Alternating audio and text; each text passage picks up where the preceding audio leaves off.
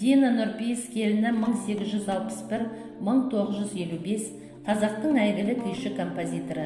Туып өскен жері Батыс Қазақстан облысының Жаңақала ауданына қарасты Бекетай құмы деген жер. Топырақ Алматы қаласынан бұйырған. Қазақстанның халық артисі 1944 жылы. В 1937 году, участвуя в республиканском конкурсе народных инструментов, Дина в возрасте 75 лет вновь завоевала призовые места на первом всесоюзном конкурсе народных инструментов в Москве. Затем в 1944 году в возрасте 83 лет на десятидневке в Ташкенте, где участвовали артисты из 5 республик Средней Азии. Әкесі белгілі домбырашы адам екен. Қызы Динаға 8 жасынан бастап-ақ сол өнердің қыр-сырын үйретуге бастаған. Оның ұлы күйші Құрманғазымен алғаш кездесуде осы кез. 8-9 жасар Дина ұстазының күйлерін үйреніп қана қоймай, оның күйшілік, орындаушылық, өнердегі ерекшеліктердің дәстүрін жалғастырады. Динаның Тырнақалды, Бұлбұл, Байжұма, Көген түп атты күйлерінде халықтың күйшілік дәстүрі айқын сезіледі.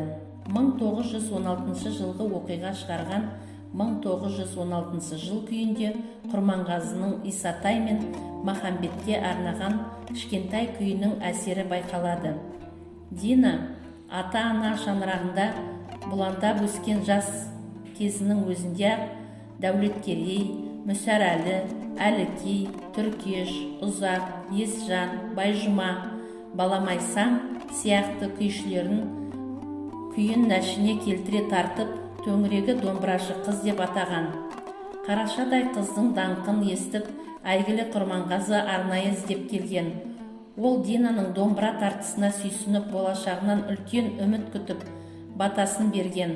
Осыдан кейін Динадан көз жазбай, үнемі айналып, соғып, додалы күй айтыстарына ертіп барып, домбыра тартудың терең сырларын үйретеді. Дина 9 жасынан бастап, 19 жасына дейін қашан ұзатылғанша Құрманғазының баулында болады.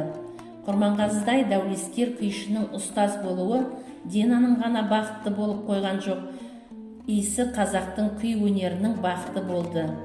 Материалды көшіріп жариялау үшін редакцияның немесе автордың жазбаша, ауызша рұқсаты қажет және әдебиет порталына гиперсілтеме берілуі тиіс. Авторлық құқық сақталмаған жағдайда Қазақстан Республикасы авторлық құқық және сабақтас құқықтар туралы заңымен қорғалады.